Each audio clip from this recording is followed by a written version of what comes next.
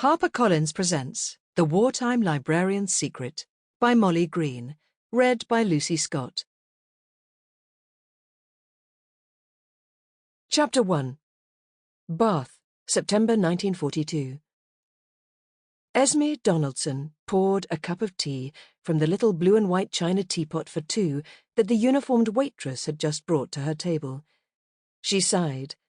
Frida was late, but it had given her time to absorb the opulent surroundings of the magnificent pump-room interior, with its ornate classical ceiling frieze and the Corinthian pilasters set in rows against the walls. Her gaze wandered to the left of the room, towards a curved alcove where the sun shone through stained-glass windows above, flashing coloured lights onto the three fish jumping in the water from the spewing Roman fountain. She knew beyond that window was the extraordinary sight of the Roman baths below. Normally she would stroll over and gaze down for some minutes, taking it all in. But today was different. Once Frida arrived in her usual flurry, she'd be impatient if Esme wasn't sitting at the table and hadn't already ordered. Sparkling light from the crystal chandelier above played on the cutlery and glasses on tables set out for lunch. 3 musicians were performing on the stage in front of her. She didn't recognize the piece, but it sounded like Mozart. She closed her eyes for a few moments and let the music wash over her until it came to an end. "So, my darling, will you marry me?" Her eyelids flew open. For a wild moment she'd thought someone was directing the question to her. Now she glanced across to a nearby table where a young couple sat, their eyes fixed upon each other, their hands entwined. Esme held her breath. They looked so happy, so much in love. It made her gulp. "Yes, Dickie, I will.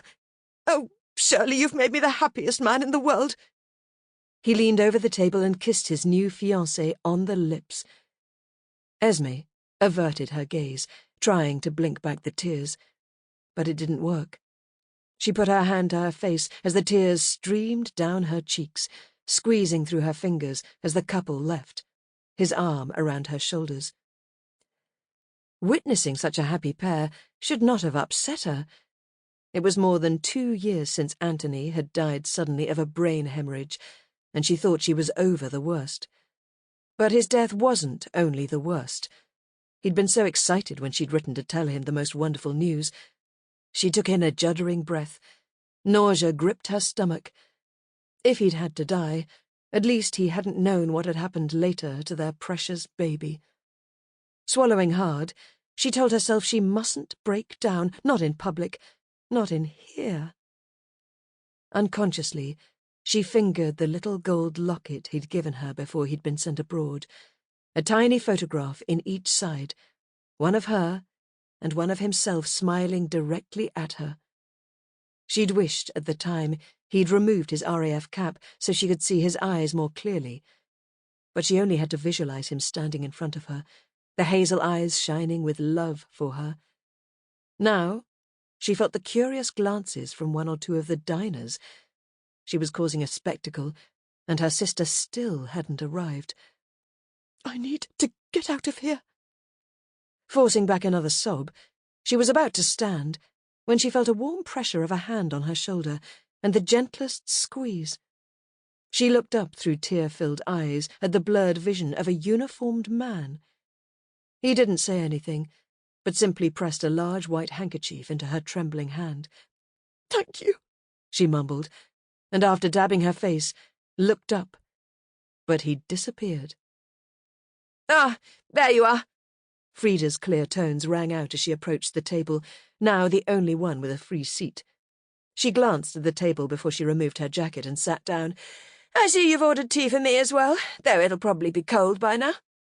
She gave Esme a flash of a smile. "Ask the waitress for a fresh one, there's a dear." Pulling out a cigarette from a silver case, she lit it with a matching lighter, blew out a long cloud of smoke, and leaned back in her chair.